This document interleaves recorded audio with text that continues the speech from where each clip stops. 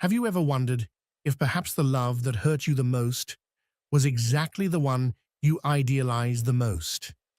And if what you call suffering is in fact a secret call toward your awakening, could it be that the wound that reached you with such precision actually knew parts of you that you had not yet discovered? Until you make the unconscious conscious, it will direct your life, and you will call it fate. Carl Jung. There are pains that don't scream, they whisper. They don't leave scars on the body, but they open cracks through which the soul slips away. And if you've made it this far, maybe you know that kind of pain, the pain of having loved someone who seemed designed to fit your wounds, someone who, instead of seeing you, consumed you, someone who made you feel necessary and invisible at the same time. This is not a video about the narcissist, it's about you, the empath, that sensitive, intuitive figure that dissolves into others in the name of something we call love, but which is often nothing more than lack disguised as compassion. Here we will dive deep, not into cliches about toxic relationships, but into the depths of the unconscious, where the empath faces the cruelest mirror. The narcissist as archetype, as mythological figure that awakens ancient and sacred wounds. We will talk about transfiguration, shadow, symbolic death, and rebirth. Jung did not write of empaths and narcissists using those words, but his theory of archetypes, shadow, and individuation describes this path exactly. And it is this path that we are about to walk. Like someone walking barefoot across a field of mirrors, knowing some will cut, but others will show who you truly are. This is for the one who is tired of begging for love, for the one who gave everything and still felt empty, for the one who is finally ready to understand that healing is not about becoming who you once were, but about becoming who you always were before forgetting. Stay with me until the end, because what Jung reveals here is not only about trauma, it is about the final stage, the stage in which the empath ceases to be a victim and becomes a symbol. Have you ever felt that certain pains were not exactly caused, but revealed? Have you ever had the impression that someone entered your life not by chance, but as if sent by a force that knows no mercy? And what if I told you that what you called love was in fact an ancient ritual, an encounter between archetypes? Sometimes what we call destiny is only the language the unconscious uses to force us to grow, and in that invisible stage, few plays are as intense as the one that unites the empath with the narcissist. They are drawn to each other as if they were opposites, but in truth, they are mirrors. And mirrors, as you know, don't always show what we want to see. They show what we need to see. Jung, in his descent into the abyss of the human psyche, did not see these encounters as simple errors of judgment or emotional accidents. He saw them as symbolic activations, brutal initiations orchestrated by the self, that archetypal instance dwelling in the deepest core of our being. The self, as the regulating center of psychic totality, throws us into experiences that shatter us so that something within can awaken. The empath, by nature, is porous. They dissolve into the other as easily as wind enters a house with open doors. They don't only hear words, they hear silences. They don't only feel spoken pain, but hidden pain. That is both their gift and their curse. The narcissist, on the other hand, is a tragic figure. Not tragic in the romantic sense, but tragic like a black hole, an absence of center that devours everything around it in search of confirmation. They do not feel, they react. They do not embrace, they demand. And perhaps the cruelest part is that they promise what they never intended to give. But this union is not accidental. It is, as Jung would say, a confrontation of archetypes. The narcissist embodies the devourer, the emotional predator, the false king who lives off the energy of others. The empath represents the wounded healer, the unconscious savior, the one who believes they can love enough for the other to transform. But transformation never happens under coercion, and love does not save those who refuse to be seen. This dance almost always begins the same way: a look that captivates, a phrase that feels like destiny, an inexplicable connection that invades like fever. The empath feels they've found someone who finally sees. The narcissist, in turn, finds a refined source of emotional supply, a being who idolizes them without demanding reciprocity. Yet this encounter is deeper than it seems. It activates ancient wounds, childhood ghosts, unconscious complexes. It is as if the empath is drawn to what they once had to endure in order to survive: silence, neglect, emotional abandonment. Here enters what Jung called the inferiority complex, a psychic void the empath tries to fill by being necessary, by sacrificing. They unconsciously believe that if they are good enough, the other will love them. And the narcissist, with seductive performance, offers exactly that: the illusion that the empath is special, unique, chosen. But what seems to be an archetypal romance quickly reveals its cruel nature. The empath becomes trapped in a web of subtle manipulation, a labyrinth where love and violence intermingle, where gestures of affection are followed by brutal omissions, and where all guilt falls on the one who feels the most. It is at this point that the psyche begins to fracture. The empath becomes a faded reflection of themselves. They begin to question, to blame themselves, to beg for crumbs of presence. And the narcissist fuels that process, not out of pure malice, but out of essential emptiness. They do not see the other as a person, but as an extension. And extensions only serve as long as they function. Jung said that what we do not face in our unconscious reappears in our lives as fate. And that phrase resonates like an oracle for the empath, because that encounter was not random. It was revelation. The narcissist is the inverted mirror of the empath, a distorted reflection of their repressed desire to be the center, to be cared for, to receive, without having to save anyone. That is the secret wound of the empath. They don't only want to give, they want to be loved without effort, to be seen without losing themselves, to be the sun, not only the mirror. But admitting this feels like selfishness, like something forbidden. And so they project that desire onto the narcissist and try to heal what represents what they most fear in themselves. Here is where the script shifts, because the pain is no longer only emotional, it is ontological. The empath feels as though they are dying, not because they lost someone, but because they lost themselves, or perhaps because they never had permission to be whole. And that is the archetypal lesson. The narcissist, unknowingly, plays the role of the dark initiator. They force the empath to see themselves, to fall, to break, and if they survive, to be reborn. But rebirth is never immediate. It is preceded by the desert, by silence, by the darkness of the night of the soul. And it is there, when all seems lost, that a new voice begins to whisper. You no longer need to beg for what already exists within you.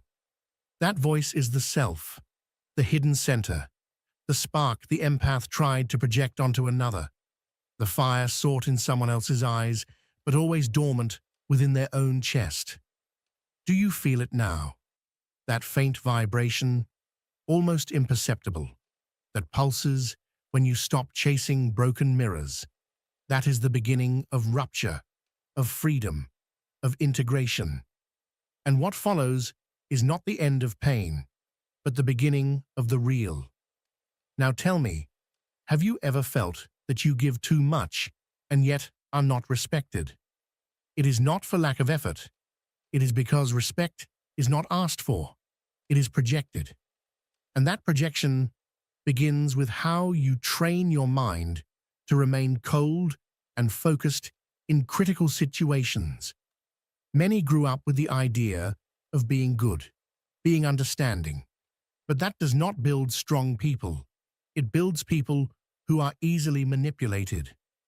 There is a model of mental self-mastery now being used by those who chose to stop pleasing and start imposing presence. The empath does not love lightly. They love excessively. They love until it hurts. They love until they vanish. They love as if the other were an altar to serve, a wound to purify, an abyss to leap into with eyes closed.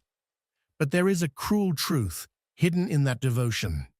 The empath is often not truly loving the other. They are attempting to redeem themselves. And what they call love is nothing but a desperate attempt to be needed, to be chosen, to finally be seen. This is where illusion begins, because the narcissist knows it. They smell lack disguised as compassion.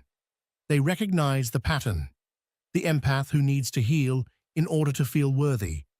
And they offer exactly that, wounds. Wounds that never close, wounds that bleed just enough to keep the empath occupied. Jung affirmed that no one becomes enlightened by imagining figures of light, but by making the darkness conscious. And it is that darkness the empath avoids seeing within. By trying to save it in the other, they avoid it in themselves.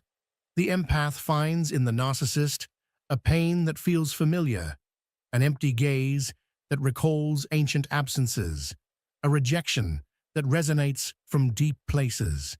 And unconsciously they believe that if they manage to heal that person, if they can be so good as to melt the ice of that heart, then perhaps, finally, they will be worthy of love. But the narcissist does not want salvation. They want supply. They want adoration. They want the empath to bow before their altar of vanity. They do not seek redemption. They seek control. And the more the empath gives, the more they lose themselves. It is a cruel mathematics. Giving increases, hope grows, but the return empties. The soul of the empath becomes a house full of mirrors, reflecting only the emptiness of one who refuses to be touched. And still, they persist, because they believe true love is endurance, is tolerance, is infinite forgiveness. But that is not love. It is attachment to suffering. It is emotional addiction, disguised as spiritual virtue. It is the illusion that enduring everything is the noblest way to love. It is not. Jung taught us that true healing begins when we confront the unconscious.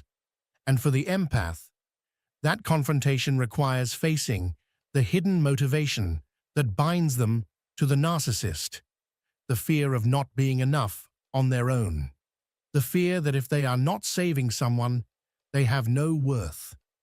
Here the childhood wound screams, the ancient voice that learned love must be earned, that care only comes after effort, that the silence of the other is their fault.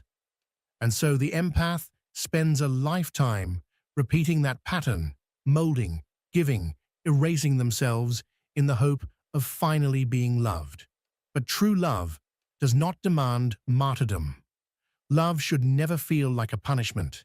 Yet the empath confuses depth with pain.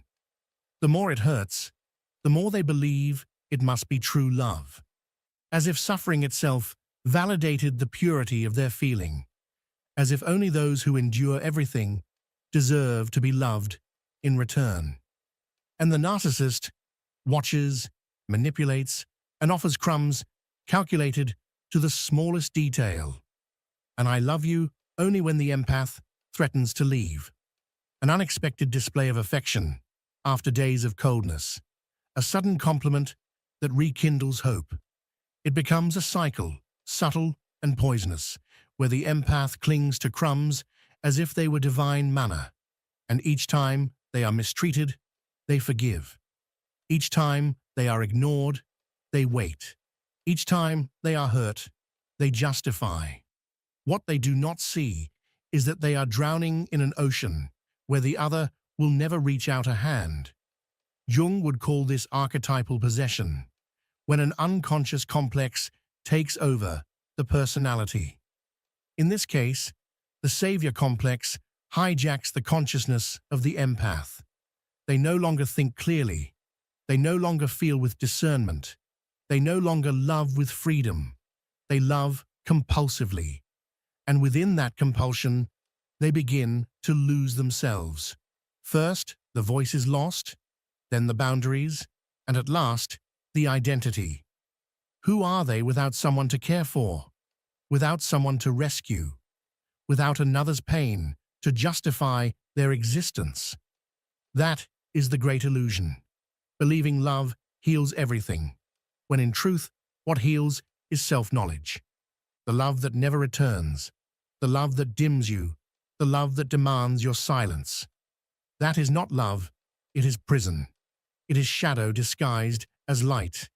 And the empath must understand this before it is too late, before their own light burns out in the attempt to ignite someone who only wants to control the darkness.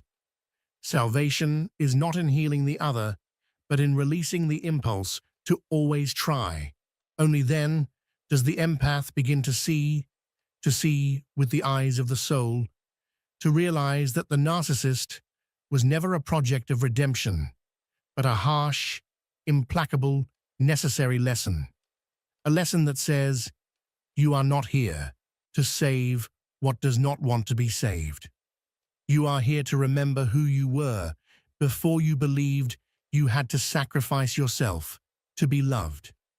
It is at that point where the illusion starts to collapse, not with rage, but with clarity, with the serenity of someone who, for the first time, can say, this is not love, and I no longer need it.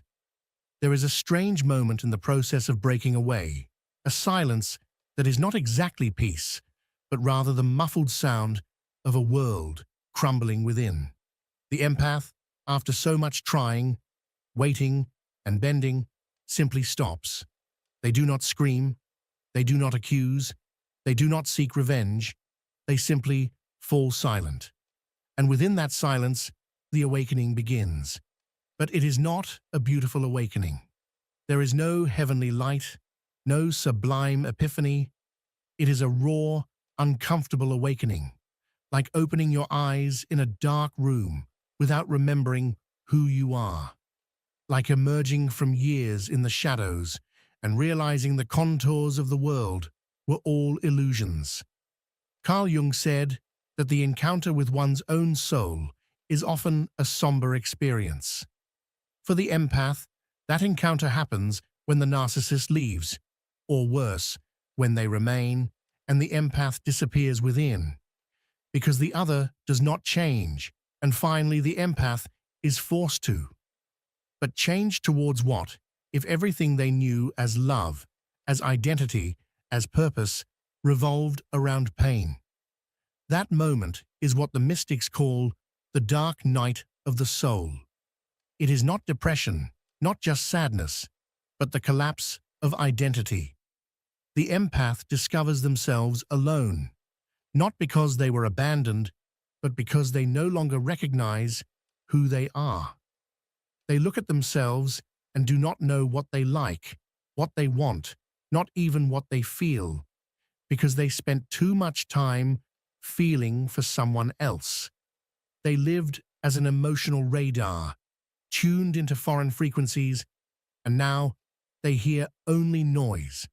It is within that void that the true self begins to whisper, not with promises, not with grand revelations, but with a subtle discomfort that says, you are alive. You survived. Now listen to me. The problem is that the empath still waits to be rescued, for the narcissist to repent, for justice to appear, for some external force to confirm that they were good enough. But no one comes, and that is the exact moment when liberation begins. Because by realizing there are no saviors, the empath stops waiting and starts digging inward, as if searching for a hidden spring beneath the soil of their own despair. Jung said that suffering must be fully felt before it can transform us, and the empath finally allows themselves to feel, without justification, without rationalization, without trying to understand the other. They feel rage, they feel shame, they feel guilt, they feel nostalgia for something that never existed, they feel fear of never being loved again. They feel everything they spent years swallowing in silence. And from that storm of emotions, a figure emerges, the true self. That self is not always beautiful, not always pure, not always compassionate. Sometimes it is cruel, sarcastic, selfish, because it is human, because it is real. And the empath who spent a lifetime adapting to be accepted now begins to deconstruct themselves to become whole. What once was fragility becomes strength. What was once a craving for approval becomes discernment. What was once fear of being alone turns into choice. But this does not happen overnight. There is no map, no guarantee, only the abyss. And within that abyss, that psychic void where the narcissist once lived, the empath begins to build a home. Not a castle of illusions, but a silent dwelling where self-love is not performance, but presence. It is here where the dreams begin to change. Jung saw dreams as messages from the unconscious, and at this stage, the empath's dreams transform. No longer of pursuit, of falling, of loss. They begin to show keys, doors, lights that do not come from outside. That is the symbol of the silent rebirth. When the pain quiets, the body speaks, the soul beats, the intuition awakens. The empath no longer seeks to heal anyone, because they realize they were always trying to heal themselves through the other. And now they understand. Healing was never outside, never in the forgiveness of another, never in their change, never in their validation. It was always in the abandonment of the illusion. In the end, the narcissist becomes irrelevant, not because the empath forgets, but because they awaken. And in awakening, they finally understand that to love is not to lose yourself, that to help is not to erase yourself, that to be sensitive is not to be fragile. It is to be brave enough to feel and still continue. This is the moment where the new being is born. Not an empath who lives through another, but a complete human being, with both light and shadow, with boundaries and devotion, with presence and discernment. And it all begins when the pain finally falls silent, and in place of waiting comes listening, listening to the self, to the soul, to the self. And the journey that seemed to have ended is, in truth, only just beginning. There is a silent, almost imperceptible scene that repeats itself in thousands of sensitive souls scattered across the world. It is the moment when the empath, tired, exhausted, torn apart, realizes that no one will ever applaud the sacrifice, that the altar where they bled for love is empty, that the other, the one they tried to save at any cost, never wanted to be saved. It is in that moment that the savior dies, and with him, the myth also dies. Jung warns us that the savior archetype hides a dangerous shadow, spiritual vanity. And in the empath, that vanity is refined, subtle, almost invisible.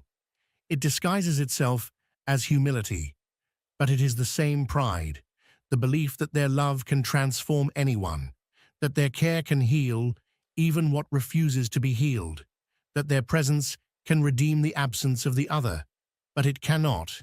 It never could. And admitting it is as painful as it is liberating, because the empath built identity upon that role. If I love enough, I will be needed. If I endure everything, I will be chosen. If I am perfect in giving, I will finally be seen. But that love has a cost, the soul itself. And when the empath begins to notice that the other does not change, that the suffering repeats, that pain has become a cycle, collapse occurs not only with the other, but within themselves, because the savior role begins to show itself as unsustainable. This is where the psyche begins to break secret pacts, those unconscious alliances the empath signed with suffering. I sacrifice, and in return, I will be loved. I accept pain, and in return, I will be seen. I endure abuse, and in return, I will give meaning to my existence. But the raw, cutting truth is that suffering is not a shortcut to love. It is only suffering. The empath needs to look with brutal honesty and ask, why do I insist on saving what destroys me? Why do I only feel alive when I am giving everything I have? Could it be that deep down, I am trying to save the child I once was, by healing the adult I became? This is the point where the martyr archetype must die, because the empath is not only victim, at times also manipulates, though without noticing it. They use pain as currency, silence as punishment, giving as collection, expecting gratitude, expecting reciprocity, expecting redemption. But that is not love. It is contract, dependence, a wounded ego seeking validation. Jung said that the shadow needs to be integrated, not projected. And here, the empath must find the courage to face their own shadow, to see that the desire to save the other was often a disguise to escape themselves, to see that loving too much can also be a form of control, that compulsive kindness may conceal a silenced fury. And when this is seen, when the realization comes that the savior role was a prison, something breaks. There are no fireworks, no mystical revelations, just a strange emptiness, as if a character had died inside. And it did. The character that needed to be perfect has died. The one who needed to be useful to feel worthy has died. The one who believed that loving the other was more important than self-love has died. It is a deep mourning because the empath not only loses the other, but an entire identity. Yet in that mourning begins birth. Jung described this process as individuation, the path where the ego ceases to be slave of unconscious complexes and begins to orbit around the self, the center of psychic wholeness. And here, something new begins to breathe. The empath, stripped of the savior's mantle, begins to recognize their own presence. They discover silence as source. They discover solitude as sacred space. They discover that they can say no and still be worthy of love. This is the awareness born from the death of the savior, the perception that being whole is more important than being good, that love demanding self-sacrifice is not love, it is penance. And true healing begins when saving stops and listening begins. It is not easy. The old impulse still tries to return. The temptation to give too much, to tolerate the intolerable, to believe the other will change. But now, something within has changed. There is a silent space that refuses to accept less than truth, a clarity that no longer yields to empty promises. And for the first time, the empath perceives themselves as someone who does not need to be useful to exist, as someone who can simply be. That is the true revolution, not of the savior who conquers, but of the human who awakens. Because in the end, the cycle of suffering only ends when the empath understands It is not their function to save anyone. Their function is to live with integrity, with boundaries, with presence. And if the other wishes to walk beside them, so be it. But no longer do they bend. No longer do they empty. No longer do they disappear. Pain has shaped them, but does not define them.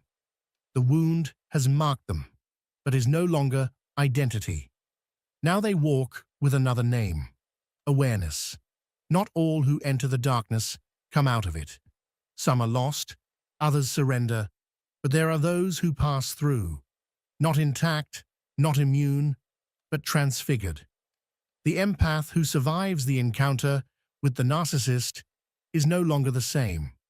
They do not return to what they were, because what they were no longer exists.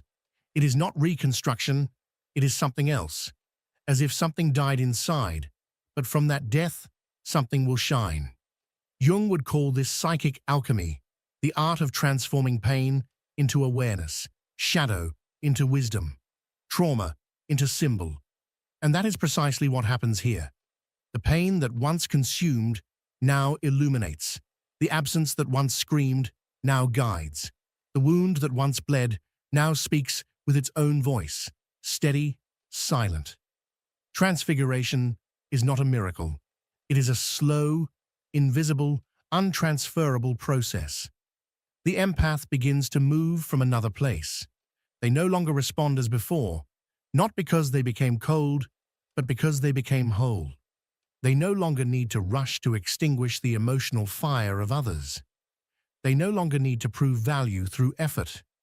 They no longer need to give everything to receive almost nothing. Now they know. They know their presence is enough. They know their love does not have to be suffering.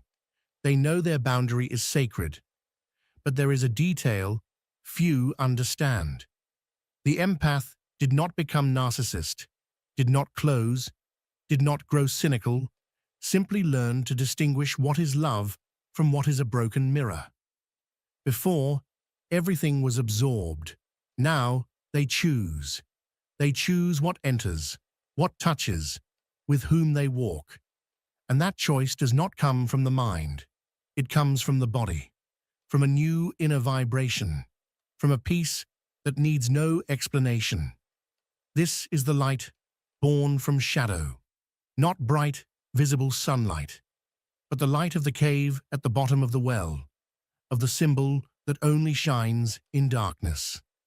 Jung describes this stage as the emergence of the realized self, the integration of opposites, the union between what we were and what we refuse to be. The empath now looks at the narcissist and no longer feels hatred, but clarity, because they understand that it was necessary, that without the encounter with shadow, they would still be trapped in characters, still be the savior, still begging for crumbs. The narcissist, unknowingly, was the initiator, the dark portal, the crucible, and the empath was the alchemist. They passed through symbolic death, dissolved, and relearned to be. Now they feel compassion that does not annul, forgive without forgetting, love without losing themselves, and help without extinguishing. That is the mark of the true healer. Not the one who heals to be loved, but the one who heals because they are whole. The transfiguration is also physical. The body changes. The eyes become calmer, the voice softer, the silence deeper, and others perceive it. They feel it. Some move away, others draw near, but the empath is no longer hostage to the reactions of others. They observe as one who sees the world for the first time, without the fog of lack. And then the dreams change. Jung saw in dreams the map of the unconscious, and now the dreams show gardens, circles, open doors. That is the image of transfiguration. The empath becomes a flower among ruins, a flame that resisted the wind, a symbol of something that cannot be extinguished. And most beautiful of all, They do not consider themselves healed, do not believe themselves superior, do not glory in it, because they understand that true healing brings humility, not pride. They know they can still fall, can still be deceived, but now there is an anchor, a center, an axis, the self, the voice that says, "You are," even if no one sees you, even if no one chooses you, even if everything collapses. You are, and in that being the empath finds freedom, no longer as reflection, but as source, no longer as martyr, but as presence. He crossed the mirror and discovered that on the other side there was no one else. It was himself, whole, improbable, unbreakable. In the end, it was never about the narcissist. It never was. It was about you, about how much of your light you surrendered to illuminate the path of someone who never intended to walk beside you, about how much of your soul you reshaped just to fit into a love that always demanded more, but never returned the essential reciprocity. The empath who reached this point is no longer the same one who entered this labyrinth. He carries scars, yes, but they are sacred marks. They are inscriptions carved into the psychic flesh that declare, "You went through the darkness and you did not lose yourself." Carl Jung said that individuation is the process of becoming who you truly are. And now, perhaps for the very first time, you are no longer trying to please, to heal, to conquer, or to deserve. You are simply being, and that in itself is sacred. The shadow is still there, but you know it, and because of that, it no longer frightens you. The narcissist may appear again, but now you recognize the pattern and you smile, not with arrogance, but with awareness. You already dance that dance, and you do not need to dance it again. That is the real end of the road, not when the pain disappears, but when it no longer dominates you. You are no longer the reflection, you are the flame. I had to live this in order to write these words, and I confess, it took me years to understand that I never needed to keep saving the one who was drowning me. There was one night in particular. I was alone after another empty conversation, another painful excuse, another drop of hope shattered on the floor. I sat on the bathroom floor, and for the first time, I did not cry for anyone else. I cried for myself, for everything I had forgotten to feel, for everything I endured in the name of a love that never truly existed.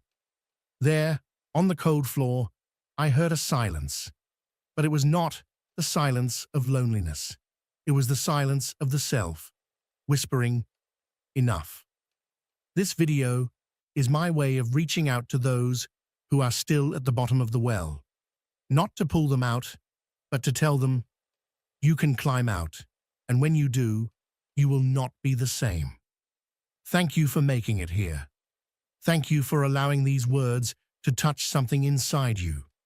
If it touched, if it hurt, if it resonated, then perhaps you too are ready to let the Savior die and allow the true self to be born.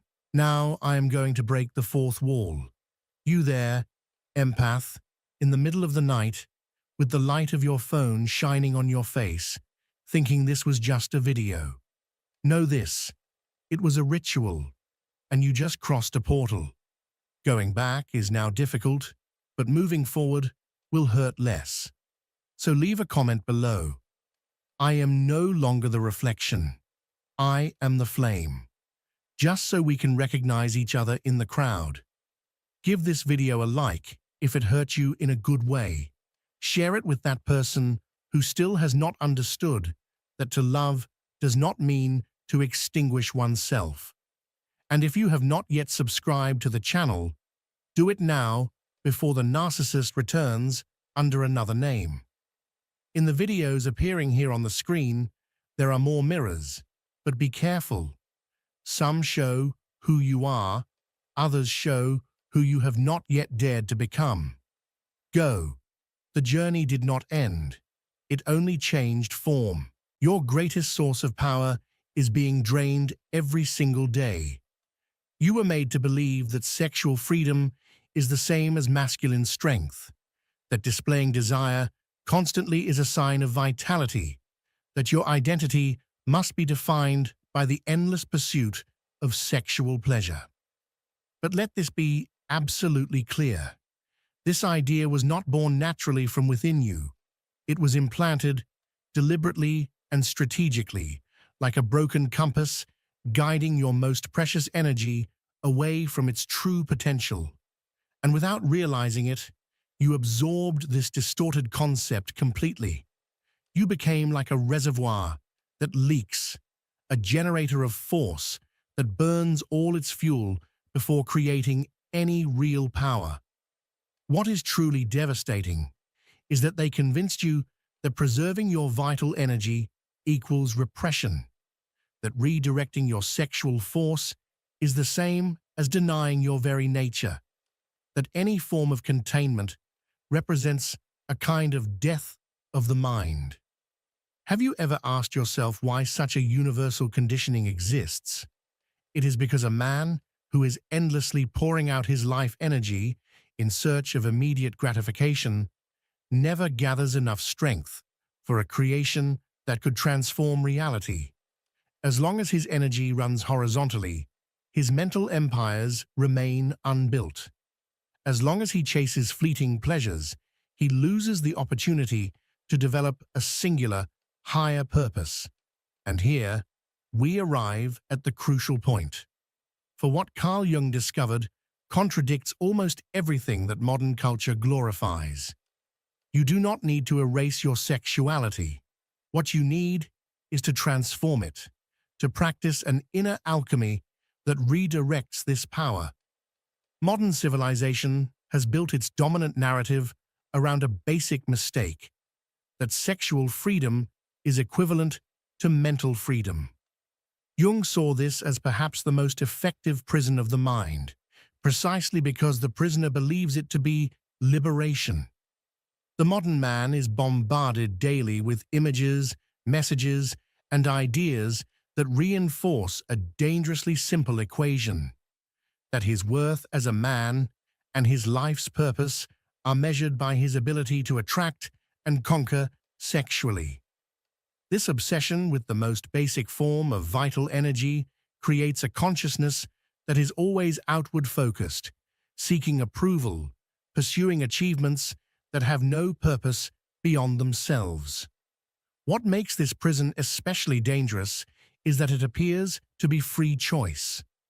Unlike older times, when sexual prohibition was imposed and obvious, today's culture encourages uncontrolled desire under the disguise of personal freedom. Jung noted that we merely traded one form of domination for another, possibly even more harmful, because it is harder to see. The man who believes he is acting on his own free will by constantly chasing sensual pleasure does not realize how carefully orchestrated this pursuit has been by external forces interested in keeping his mind divided and directed downward. Modern brain science confirms what Jung intuited decades ago. Every time we chase immediate sexual pleasure, especially through artificial stimuli such as pornography, we reinforce neural pathways that begin to dominate our entire mental process. The male brain, designed to react strongly to sexual imagery, becomes reprogrammed when it is constantly exposed to unnatural levels of stimulation. This neurological shift manifests as greater difficulty maintaining focus, less willpower for projects requiring long-term effort, and diminished satisfaction with real-life connections. What is especially alarming is how this fixation on the lowest form of vital energy obstructs natural psychological growth. Jung understood that sexual energy is simply the most basic expression of a much greater force, the totality of vital energy. When this energy is trapped in its primitive form, the higher dimensions of the mind, intuition, abstract creativity, deep symbolic thought, fail to fully develop. The man remains mentally adolescent even as the years pass, locked in endless cycles of stimulus and response that barely evolve from childhood behavior. This immature state often hides beneath the cloak of sexual conquest, which in reality masks a profound emotional dependency. Jung saw the contrast clearly. Men who appear to be very successful sexually often reveal deep insecurity and a constant need for validation.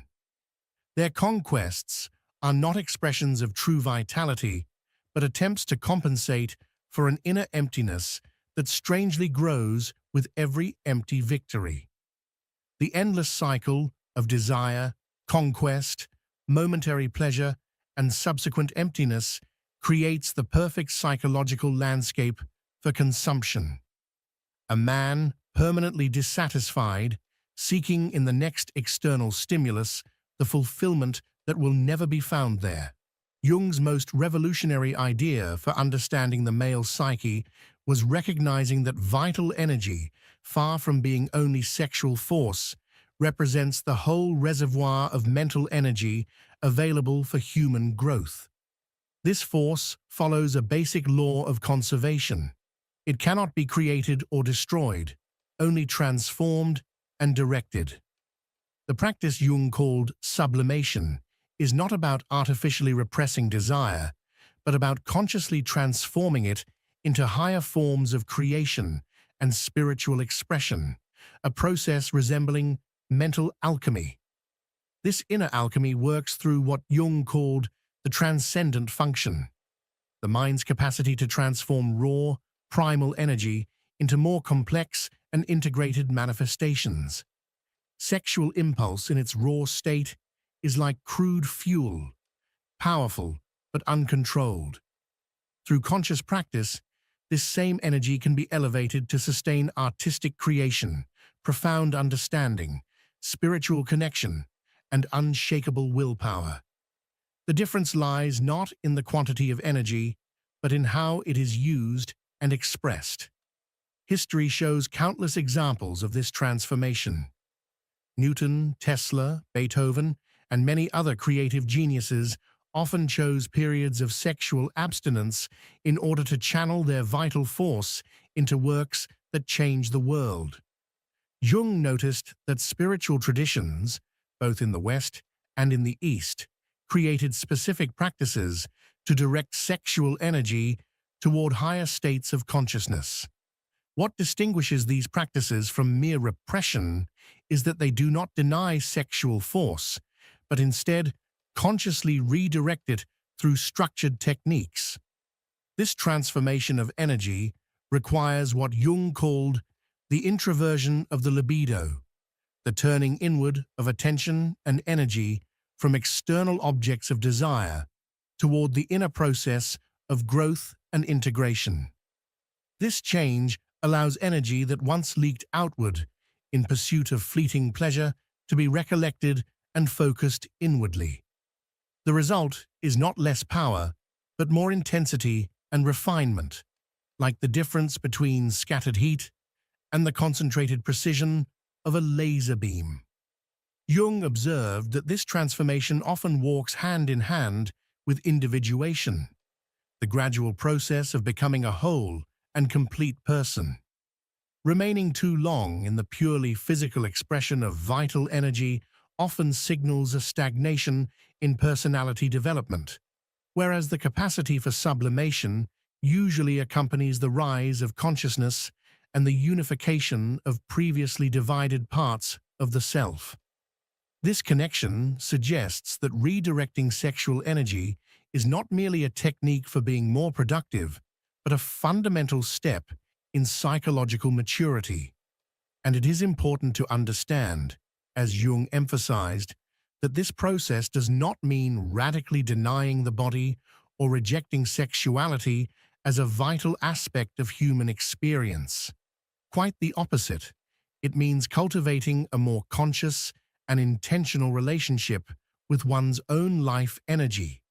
Sexuality that is integrated into the whole personality enriches and strengthens other aspects of life, while uncontrolled, compulsive sexuality impoverishes and displaces them.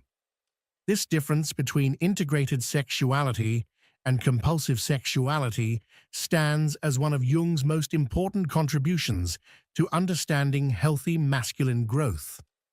For modern society continues to promote a vision of masculine power that is surprisingly simplistic, incomplete, and tragically misleading. Carl Jung observed how the modern era has reduced the archetype of the warrior into something almost cartoonish, a man who conquers sexually, who piles up possessions, who dominates only in shallow and external ways. Yet the deeper and more powerful layers of mature masculinity remain almost untouched, ignored as if they had no place in today's world. The essential contrast Jung pointed to is that real masculine power does not appear through the constant dispersal of energy into external conquests, but rather through the capacity to contain, concentrate, and consciously direct the vital force of life. Throughout history, nearly every tradition of male development recognized this fundamental principle. Mastery of the self comes before mastery over others. The samurai warrior, the medieval knight, the Zen monk, and the Stoic philosopher all shared one understanding. Man is not truly powerful because he dominates others, but because he has learned to govern himself. Jung realized that this ancient wisdom has been nearly inverted in the modern male psyche, where giving in to impulses is mistaken for freedom, and self-control is seen as repression or denial. This confusion creates a strange paradox. Men who endlessly pursue sexual release in search of power often end up feeling weaker, emptier, and less capable of real strength. Frequent sexual release, especially when driven by psychological compulsion rather than conscious choice, scatters vital energy. It literally drains the nervous system of the resources needed for transformative work, leaving behind fatigue, diminished clarity, reduced willpower, and a subtle erosion of inner strength. Yet these are exactly the qualities required for genuine power in the world. Jung saw that this cycle of dispersed energy traps men in dependence as they seek ever stronger external stimuli to fill an inner void that only grows larger. This is the same dynamic described in Eastern traditions as the leaking of Jing, the gradual loss of essential vitality through excessive, unconscious sexual expression. In this sense, the man empties himself not only physically, but also mentally and energetically, becoming easier to manipulate and less capable of maintaining his own vision and purpose. The contrast grows sharper when we consider the link between a desexualized mind and true masculine charisma. Contrary to the common belief that male attraction comes from constant sexual pursuit, Jung noted that men who develop the capacity to transform their energy often radiate a unique magnetism that transcends ordinary physical attraction. This magnetism arises from concentrated vital energy, which, when not endlessly scattered, builds an unusually strong and impactful mental presence. Figures like Gandhi illustrate this principle clearly. His vow of celibacy coincided with the blossoming of an extraordinary charismatic force. His presence carried both intensity and receptivity at once. Unlike the model of masculinity that celebrates aggression and conquest, the power that comes from a desexualized mind is a synthesis of firmness with receptivity, a balance Jung linked to the healthy integration of the anima, the inner feminine principle, within the masculine psyche. Through this inner union, a man gains purpose and clarity while also developing intuition and adaptability. a combination far richer than the one-dimensional masculinity promoted by modern culture. A man who has mastered this inner alchemy reaches a paradoxical state. By becoming less ruled by his sexual impulses, he becomes more genuinely strong in every aspect of life. This was the great secret Jung uncovered, one that overturns mainstream narratives of masculinity and power. True masculine freedom does not lie in constant indulgence of impulse, but in the ability to refine raw energy into higher, more creative and impactful forms. Across history, there has always been a nearly invisible lineage of men who mastered the art of transforming energy. Rarely did they openly reveal their practices, yet the civilizational impact they left proves the extraordinary potential of consciously directed vitality. They form a kind of silent brotherhood of inner alchemists, living examples of the process of becoming a whole man. Nikola Tesla is a striking example. His inventions quite literally lit up the modern world, and he deliberately chose celibacy in order to reserve vital energy for creative work. Tesla himself said that his remarkable inventive abilities came from transforming sexual energy into intellectual power.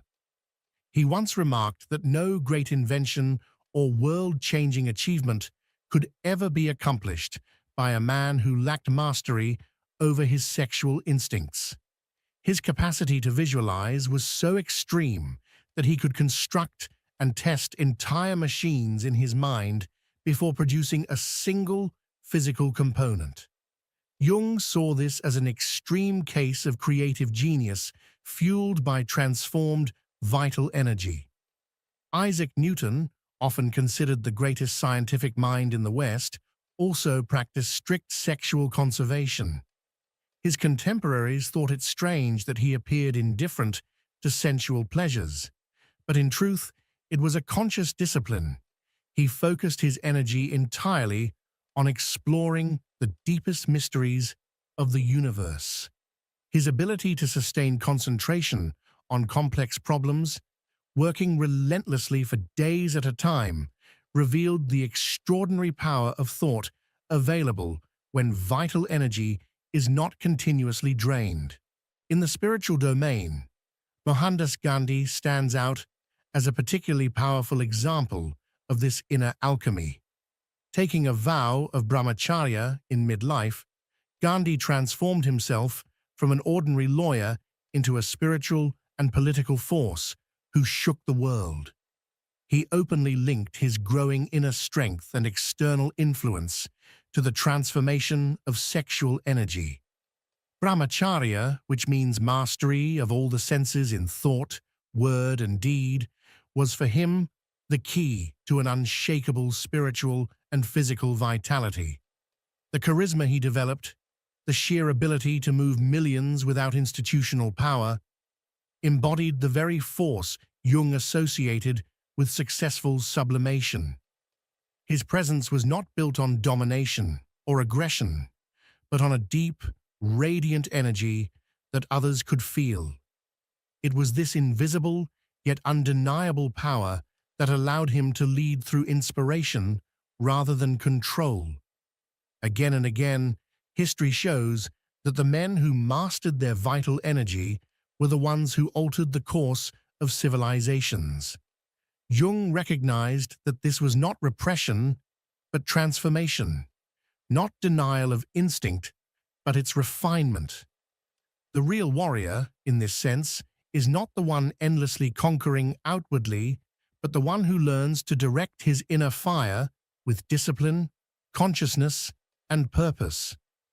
And from that mastery comes the kind of power that does not fade with time, because it is rooted not in impulses, but in the very essence of life itself. In philosophy, Arthur Schopenhauer perhaps explained more clearly than anyone else the profound relationship between sexual conservation and intellectual power.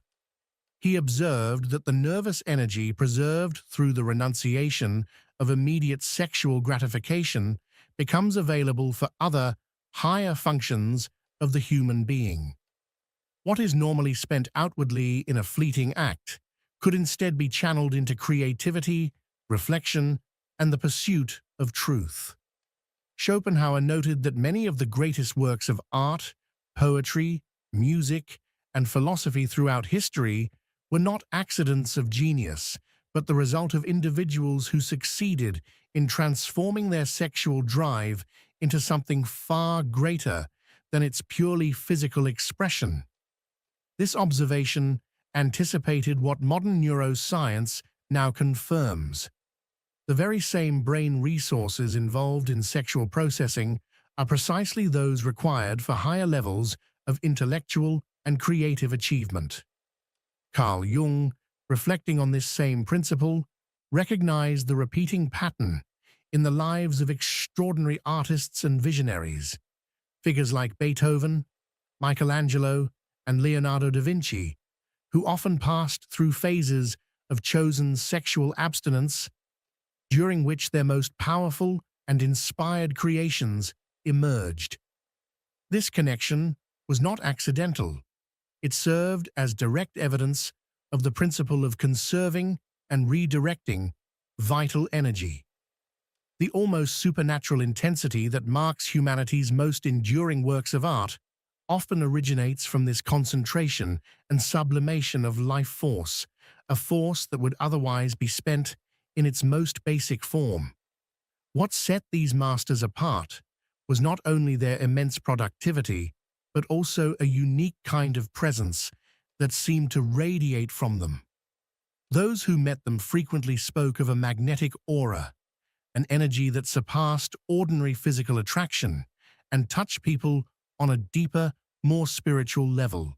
This presence came directly from the density of energy that naturally forms when life force is consciously conserved and refined. It created a mental field so powerful that others could feel it intuitively and respond to it without words.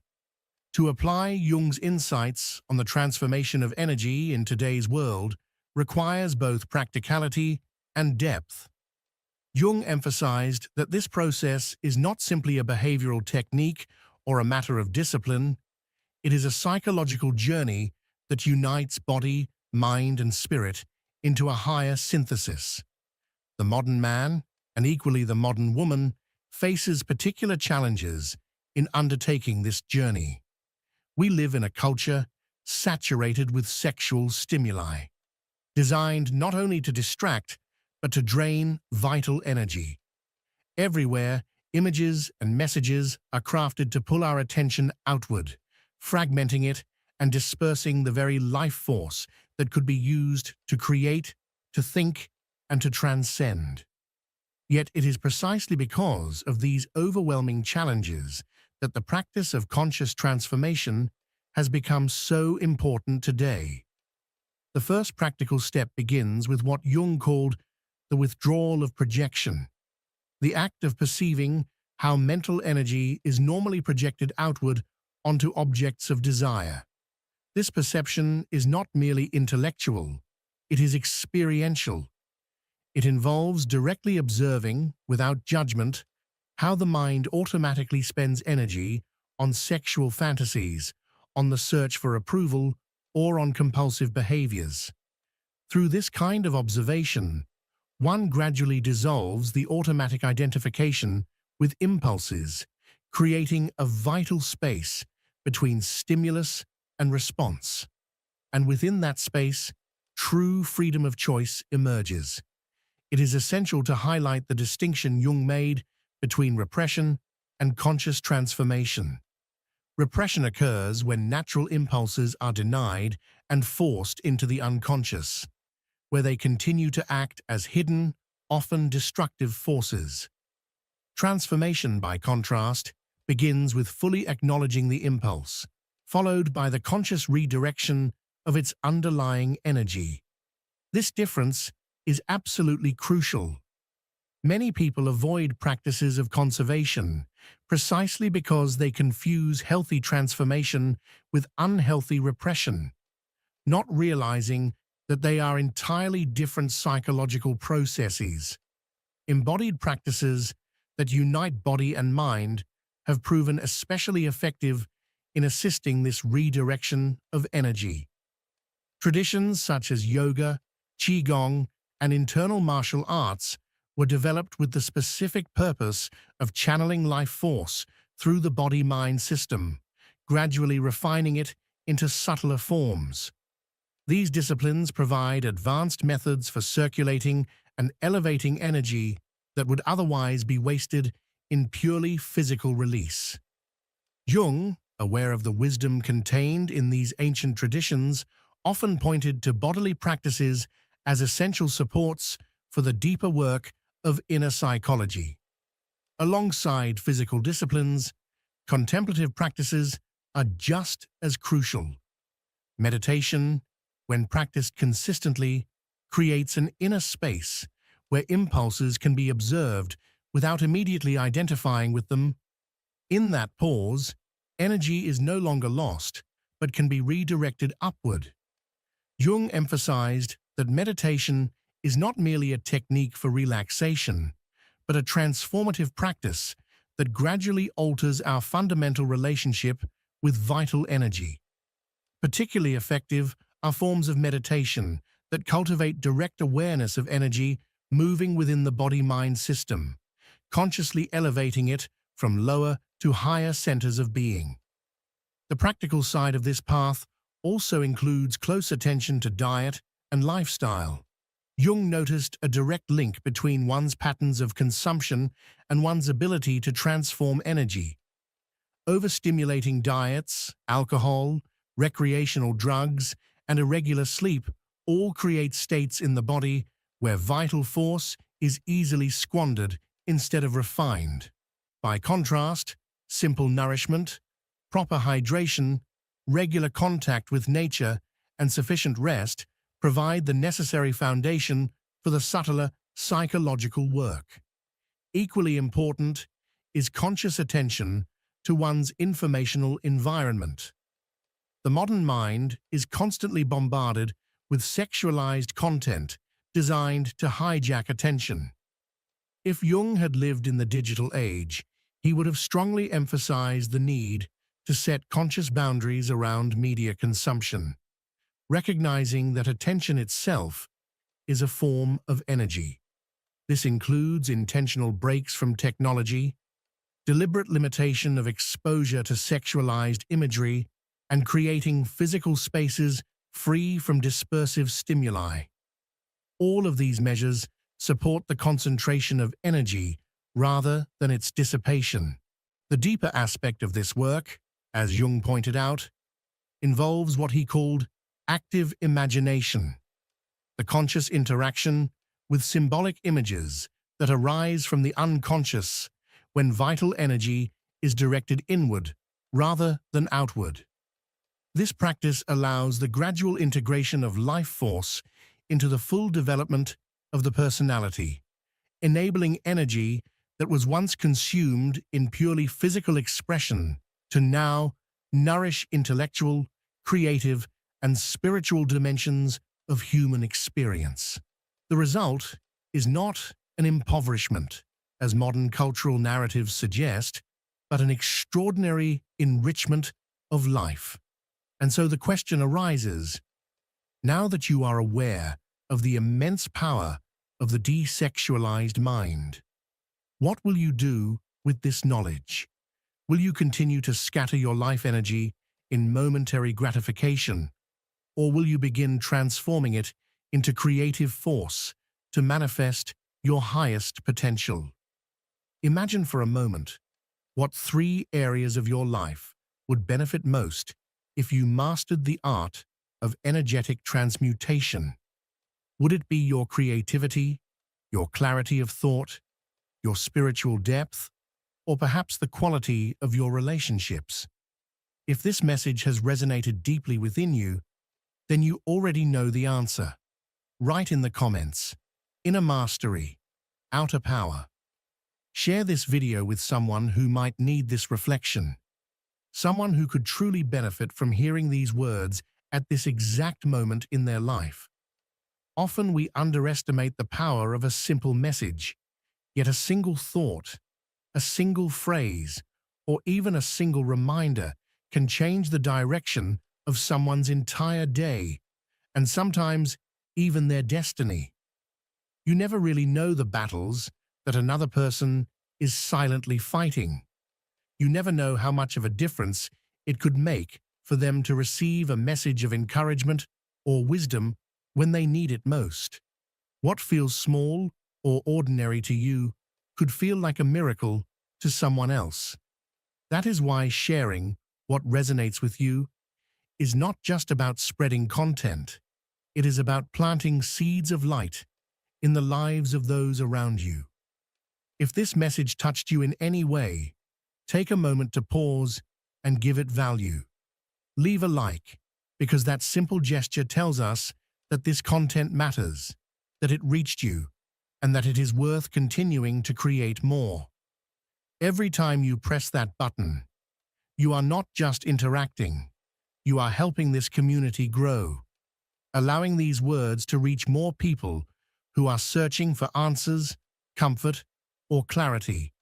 It is a ripple effect. A small action from you has the power to extend far beyond what you imagine, amplifying the reach of these reflections until they arrive at the heart of the person who needs them most. And if you want to keep walking this path together, if you want to continue receiving more reflections, more insights, and more content that can inspire you and accompany you in your personal journey, then subscribe to this channel. By subscribing, you are not only staying connected, you are also making a commitment to yourself, a commitment to keep opening your mind and your heart to new perspectives. Each video you watch becomes another step in your growth, another opportunity to pause and reflect, another chance to remember who you are and what you are capable of. So take this as more than just a casual ending. Think of it as an invitation to keep building with us, to keep nurturing your own awareness, and to remain open to the wisdom that life is constantly trying to show you. We will meet again in the next video, where we will continue exploring ideas that awaken, reflections that heal, and truths that guide. Until then, carry this message with you. Share it with those who might need it, and never forget that every small action of light you take today can transform someone else's tomorrow. Why is it so easy for the world to label as weakness what is, at its core, pure sensitivity? And what if what you repressed your entire life was actually the source of your strength? How many of us have been lost trying to protect others from ourselves? The one who looks outward dreams, but the one who looks inward awakens. But what happens to the one who looks inward and finds a battlefield? There is a silent pain that few manage to name, the pain of feeling everything, all the time. The sensitive soul does not only hear what no one says, it carries what no one sees. For decades, it became the emotional refuge of an indifferent world, reduced to too sensitive, forced to silence intuition, to soften the gaze, to smile, even while collapsing inside. But something is changing. A quiet fury is emerging in the shadows of the sensitive soul. It is not revenge, it is return. This is not a story of overcoming. It is a story of integration, of someone who, after spending so long trying to be light, finally accepts the shadow. And if you are here, perhaps you are already feeling it.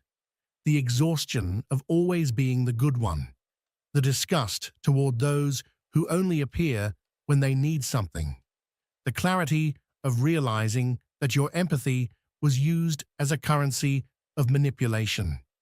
This is not about defending yourself, but about being reborn, about transforming the gift of feeling into a silent force, about stopping being a doormat and becoming solid ground where no one steps again. This is not for everyone. This is for those who are tired, for those who endured abuse in silence, who picked up the pieces of others while bleeding inside. For you, who feels that something within no longer fits in the old body. Prepare yourself. This is the beginning of your return. Imagine growing up in a world where silence feels safer than truth, and gentleness is mistaken for weakness. The sensitive soul is born at war with its own nature. From early on, it learns that feeling too much is inconvenient. If it cries, it is dramatic. If it perceives what no one says, it is imagining things. If it senses something strange in the air, it is called paranoia. It becomes someone who reads tension before words ever appear. Over time, this sensitivity turns into constant fatigue, not from effort, but from carrying weights that never belonged to it. Such a psyche lives outside the social order, not because it rejects society, but because it is organized under a different code, a code of depth. In a world that rewards ego, manipulation, and performance, sensitivity becomes a system error, like advanced software running on obsolete hardware. And so psychological exile begins.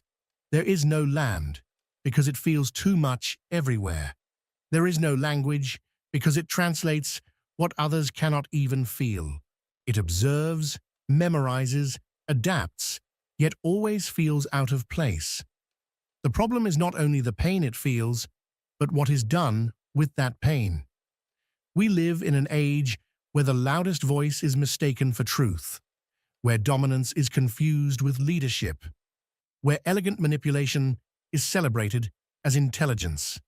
Meanwhile, sensitivity is labeled intense, complicated, difficult. What goes unnoticed is that this same sensitivity is mapping everything. Every humiliation, every emotional trap, every subtle aggression. It does not react, it records. Years are spent in an invisible school of real psychology, without books or teachers, only survival inside social theater. And what is learned there cannot be unlearned. While the manipulator seeks attention, sensitivity seeks silence. While words are sharpened, it listens between lines. While predators bare their teeth, it detects emotional blood from afar. This exile is real, not self-pity. It is the consequence of living in a world where sensitivity has no place. Yet there is a vital truth.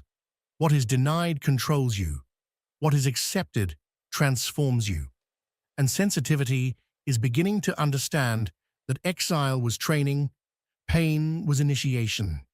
Intuition is a radar, not a curse. The world is collapsing under the weight of its own coldness, and ironically, it is the one silenced for feeling too much who now holds the tools to rebuild what is falling apart. The exile is returning, but not the same. It returns lucid, with clean hands and altered vision, because once you know, you cannot return to the same place. There is something else you must understand. Have you noticed that when you most need calm, your mind collapses? That loss of control is not only emotional, it is mental. It happens because most were trained to feel before thinking, to react before observing. The problem is structural. No one taught us to train the mind like a muscle. That is why small frustrations explode and every challenge becomes internal defeat. But there is another way to operate, a structure based on science, applied philosophy, and silent mental techniques that reprogram responses and place you back in command. Every strength is born from a fracture, and in the abyss between who we are and who we pretend to be, lives a truth so raw that only the desperate dare to touch it. You have already noticed how, after enduring everything for too long, something inside shifts. It is not anger, but a sharp clarity, cold, almost clinical, as if the soul, tired of being wounded, finally stood up from the negotiation table and overturned it. This is the return to the opposite. When a psychic impulse is repressed for too long, it reverses course. What once drowned becomes a wave. Softness turns into a wall. Passive empathy transforms into strategic intelligence. Sensitivity does not seek conflict, but there comes a moment when the soul refuses to keep cushioning the world. It was kind when everything screamed to flee. It was compassionate with those who lacked even a trace of empathy. It explained too much, gave too much, waited too long.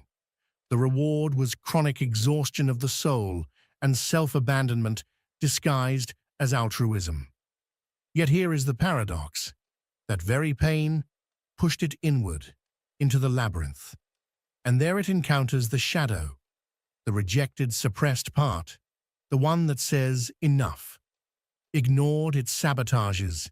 Integrated, it liberates, returning fragments of the self that were buried to be accepted. Firmness abandoned to avoid being seen as harsh. Anger buried to avoid disappointing. Assertiveness dissolved into smiles to avoid conflict. When sensitivity integrates its shadow, it does not become cold, it becomes whole. It does not become cruel, it simply stops sacrificing itself for those who would never carry even a glass of water in return.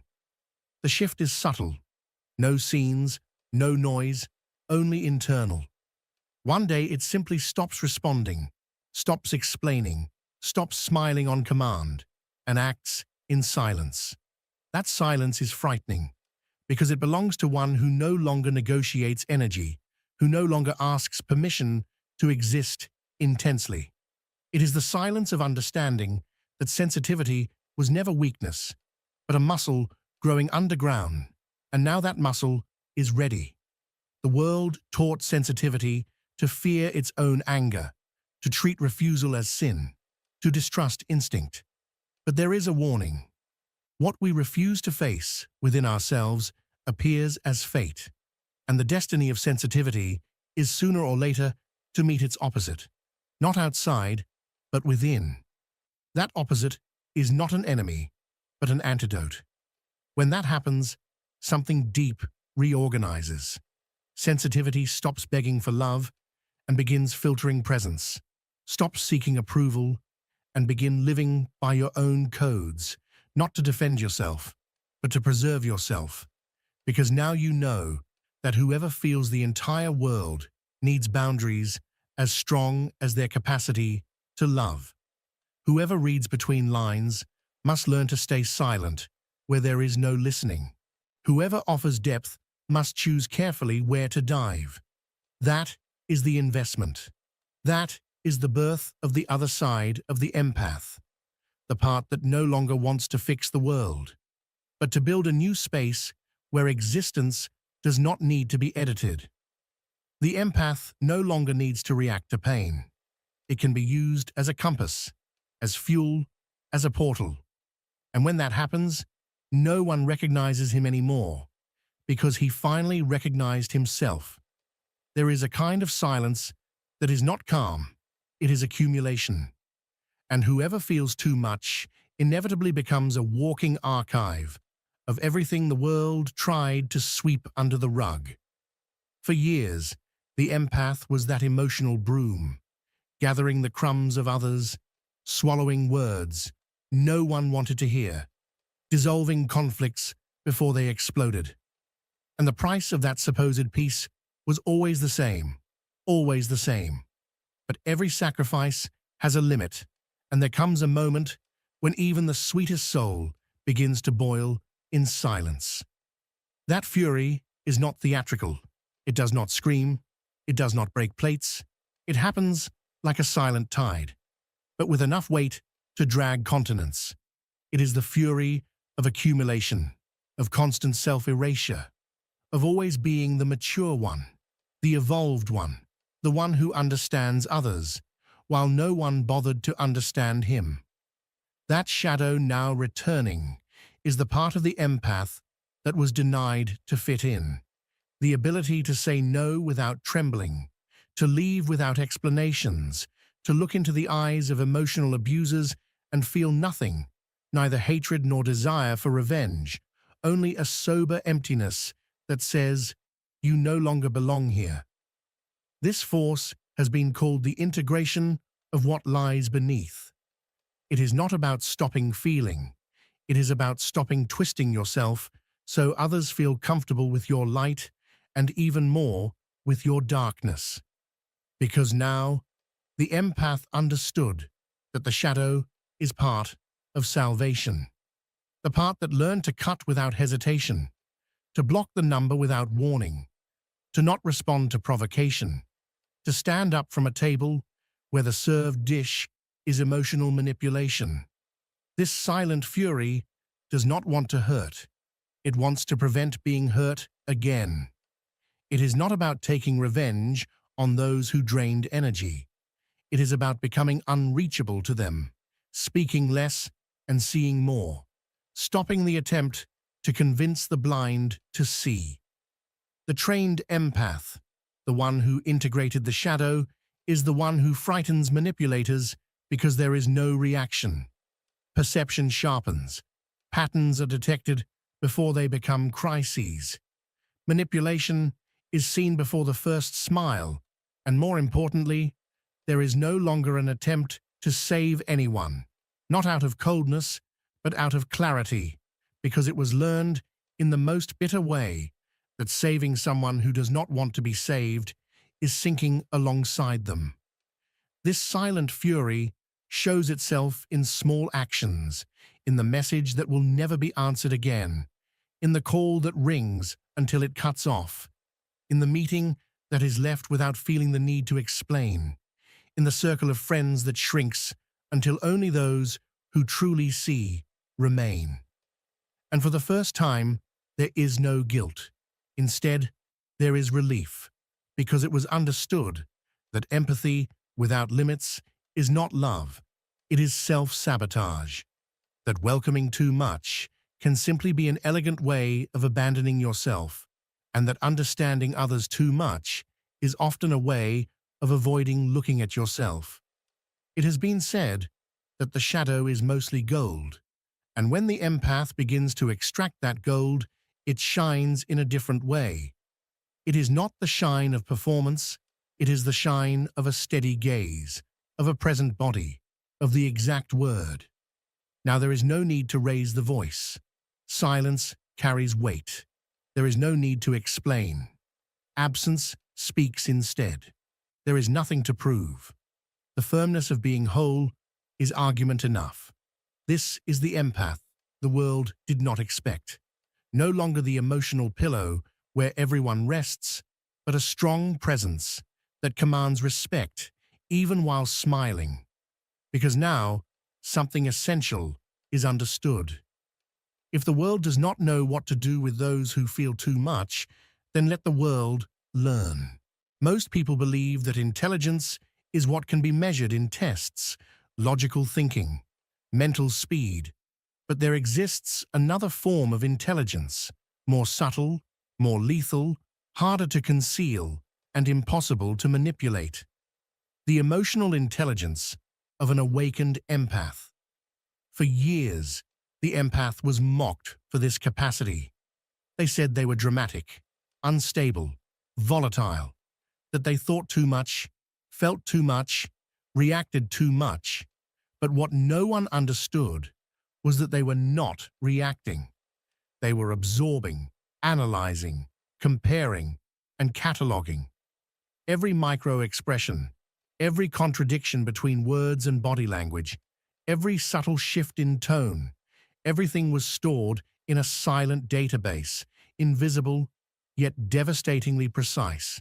The empath, the one many saw as fragile, spent years as a secret agent of the inner world of others. While manipulators boasted about winning arguments, the empath studied the battlefield.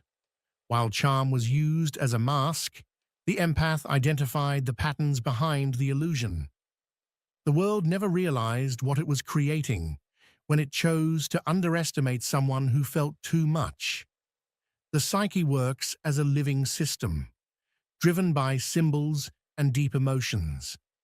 And the empath learned, in their own way, how to navigate that system, not by choice, but by survival. Imagine spending an entire life anticipating when someone is about to explode emotionally, learning to read the atmosphere through silence, knowing exactly who pretends to value you, and having to smile back to keep the peace. That level of constant reading sculpts a sharp mind. It is not just sensitivity, it is sophisticated emotional engineering. And when the empath stops using that power to please and begins using it to protect themselves, they become almost illegible to ordinary eyes, not because they hide, but because they no longer need to expose themselves. They understood that real power lies in knowing more than is said, in perceiving more than is reacted to, in choosing with surgical precision what deserves their energy and what deserves silence. The emotional intelligence of the awakened empath does not shout. It cuts with a gesture, with a look, with a withdrawal without explanations. And that disarms any manipulator, because every tactic of control needs a reaction to work, and the empath no longer grants it. The manipulator attempts the familiar moves: victimhood, sarcasm, guilt. The empath does not buy it. They observe, respond with presence, but not with emotion. Coldness is not the point. Discernment is. It is emotional maturity that no longer needs to prove anything. That was done for years. Explaining, justifying, bending. Now they choose and withdraw with the same lightness with which they once gave themselves. But what is most striking is that they do it without becoming cruel. Because the empath's weapon is not hatred, it is clarity. The clarity of someone who understands they are no longer here to serve as anyone's emotional cushion. That empathy is a gift, not a public service, and that the energy once spent trying to save others is now used to build their own peace. Awakened empaths develop something rare: the ability to read intentions. They do not listen only to words, they listen to subtext. They do not trust only what someone shows. They trust what the body reveals. They do not need to be told what you feel. They perceived it before you noticed it yourself. And when properly directed, this becomes a brutal emotional advantage. Because in a world of social games, the empath does not play. They anticipate, they see the game before the first move. And here is the detail: they do not play because they already know who will lose. The empath with integrated emotional intelligence is not in a hurry. They know when to step away. They know when to wait. And above all, they know when to allow the other to reveal who they are without interference. This is more than protection. It is mastery. It is not about manipulating. It is about seeing, about using one's own sensitivity as an emotional X-ray lens, about trusting the inner radar without needing external validation. And that changes everything, because now relationships are built on reciprocity, not on lack. Now no is said without guilt. Now boundaries are set without trembling. Now emotional games are recognized before they begin. The emotional intelligence of the empath became a radar, but it also became a filter. Nothing enters without passing through it. Nothing remains without earning it. And what no longer serves leaves in silence. This is the moment when the empath becomes invisible to those who once exploited them. Not because it vanished, but because its frequency rose to a level where manipulation can no longer reach. This can be understood as lived individuation, the union between feeling and knowing, between emotion and discernment, between love and boundary. This is the awakened empathic mind. There is no longer fertile ground for emotional abuse, but rather a gentle fortress that only allows entry to those who honor the space. And if you have come this far, you may be recognizing yourself, tasting this new clarity, and finally understanding that your sensitivity was only the surface of something far greater. You are not fragile. You are trained. You are not unstable. You are refined. You are not weak. You are dangerous to those who cannot face truth. From here on, the game changes. There comes a moment when the empath stops running, not because a destination was reached, but because there is no longer a need to flee from the self. It is difficult to explain to those who have never lived it, but a strange peace arrives after years of emotional noise, a kind of sacred exhaustion where there is no energy left to please or to defend, only presence and clarity. This is the process of becoming who one truly is, without masks, without projections, without the need for external approval. And when an empath reaches this state, something essential shifts. The game is abandoned.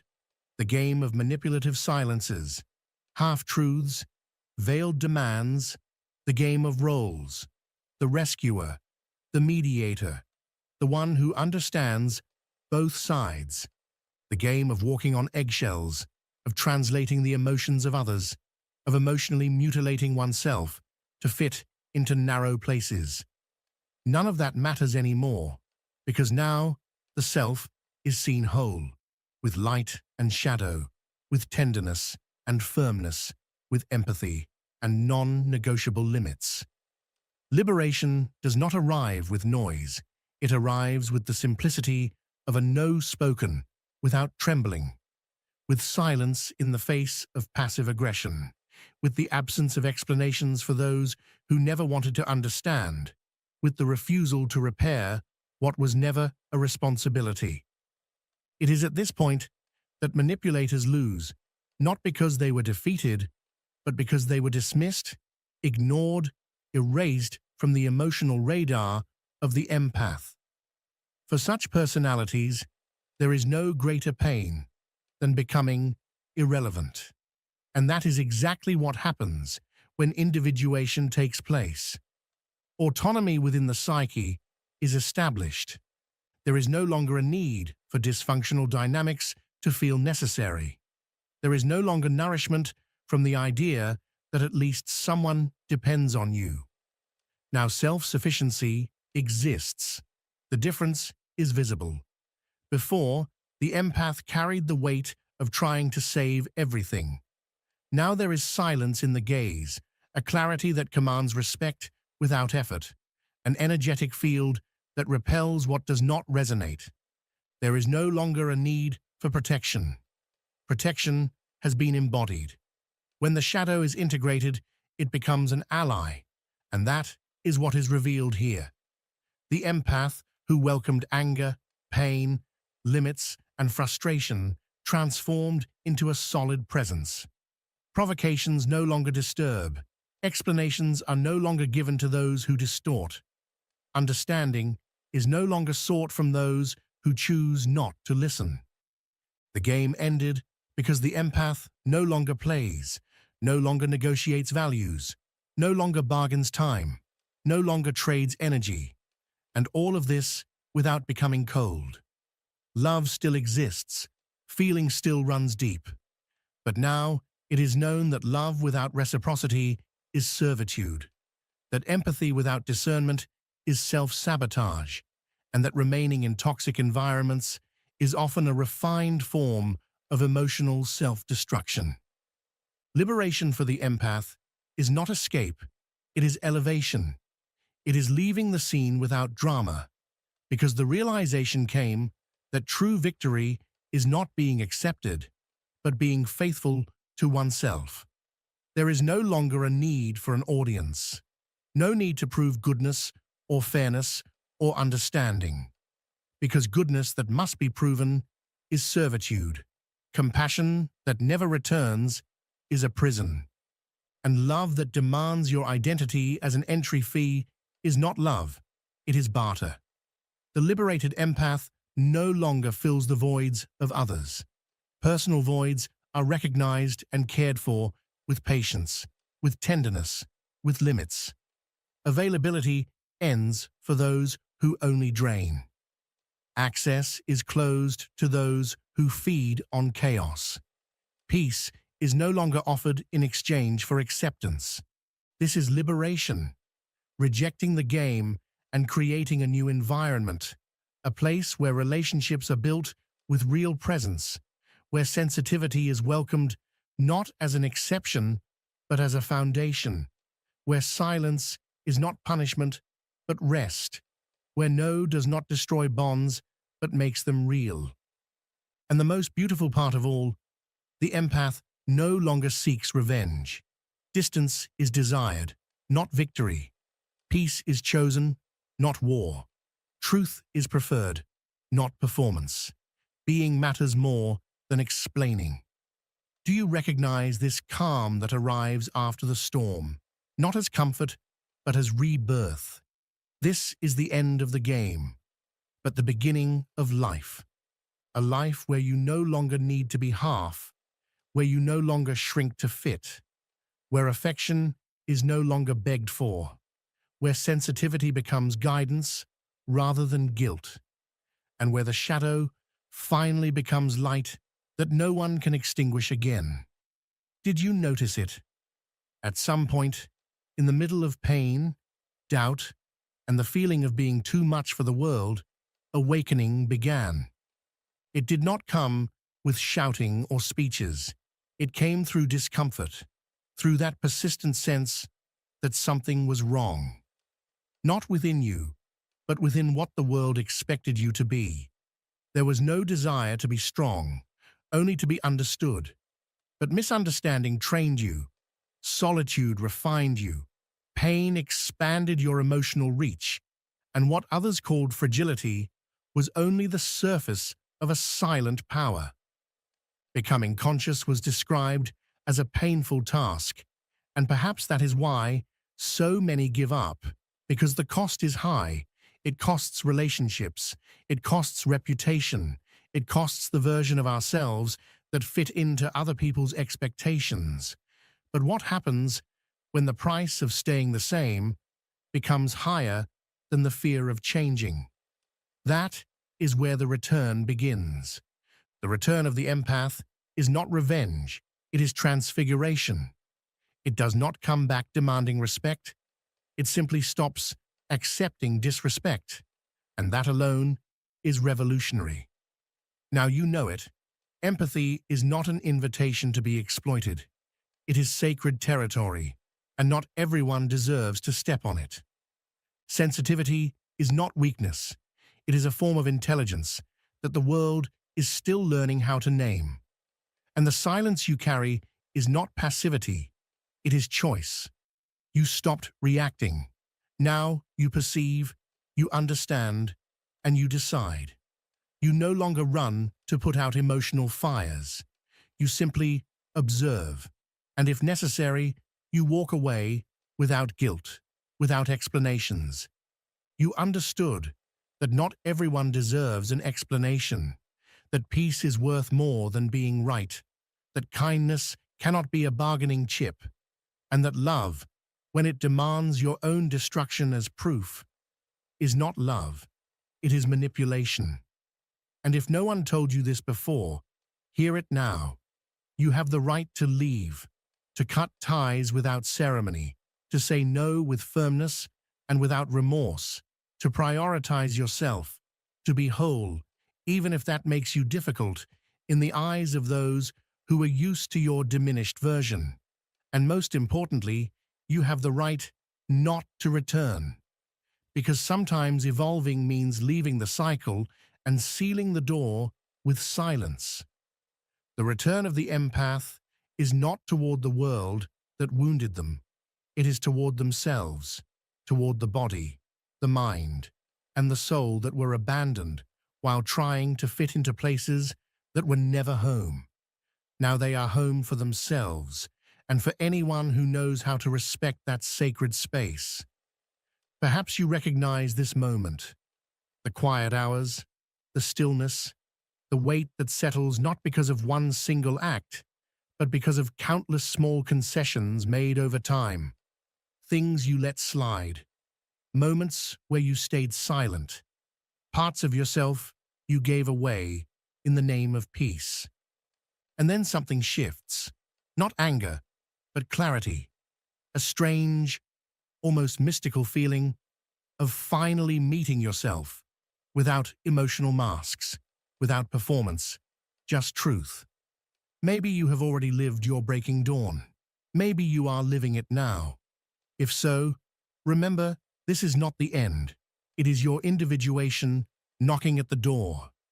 And if this message reached you in one of those moments, thank you for existing, for feeling, and for not giving up on yourself, even when the world tried to make you forget who you are.